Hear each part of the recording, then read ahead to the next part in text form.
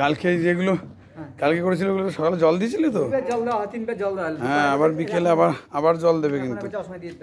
হ্যাঁ হ্যাঁ,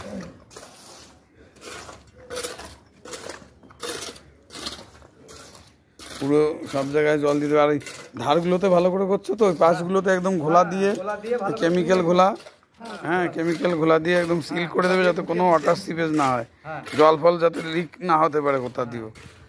ঠিক আছে, পুরো একদম আঠার মতো হয়ে থাকবে। আর এই ঘরগুলোর জন্য তো তোমার বুঝতে পারছো এটা কি হচ্ছে।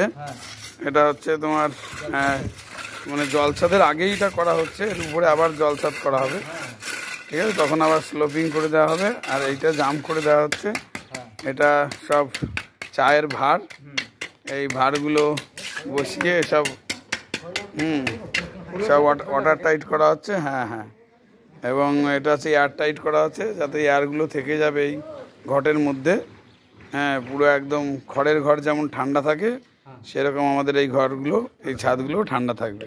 এবং অনেকটা মোটা ঢালাই এর উপরে, আবার এইটা হচ্ছে প্রায় 2 ইঞ্চি, এর উপরে আরও 3 ইঞ্চি হয়ে যাবে। হ্যাঁ হ্যাঁ, কোনো জায়গায় বেশি হবে, হ্যাঁ কোনো জায়গায় 4 ইঞ্চি হয়ে যাবে, কোনো জায়গায় 2 ইঞ্চি হবে, মিনিমাম 2 ইঞ্চি হবে আরও। তাহলে টোটাল আমাদের ছাদটাও হয়ে গেল 4 আর 2 6 আর 2 8, মিনিমাম 8 ইঞ্চি ঢালাই হয়ে যাচ্ছে।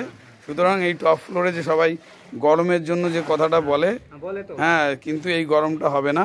এটা আমরা আগেও করেছি, হ্যাঁ এটা খুব ফিডব্যাকটা ভালো আছে। আমরা ওদের কাছে জিজ্ঞাসাও করেছি, হ্যাঁ যে যারা নিয়েছেন আগে তাদের কাছে আমরা জিজ্ঞাসা করেছি যে আপনাদের ছাদগুলো কি সেরকম গরম হয় নাকি মোটামুটি নর্মালি। ওনারা বললেন না, নর্মালি থাকে।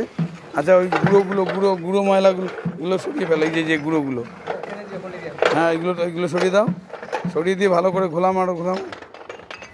ওইগুলো থেকে গেলে ওখানে মিশবে না, ওখান থেকেই জল ওটা সোপ করে নিয়ে নেবে।